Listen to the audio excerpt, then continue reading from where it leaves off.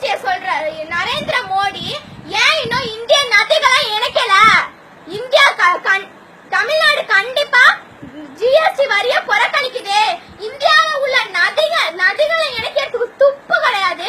GST தூக்கி வச்சு தலையில ஆடுறீங்க. ஜிஎஸ்டி வாய் திறந்து கேட்கறதுக்கு உங்களுக்கு வக்கமாக இல்லையா? சோத்துல உப்பு போட்டு திங்கிறீங்களா இல்ல வேற ஏதாவது போட்டு திங்கிறீங்களா? தமிழ்நாட்டுல மட்டும் ஏன் மீத்தேன் திட்டத்தை கொண்டு வந்திருக்கீங்க? மத்த எவ்வளவோ மாநிலம் இருக்கு, அதுல கொண்டு வரலாம்ல.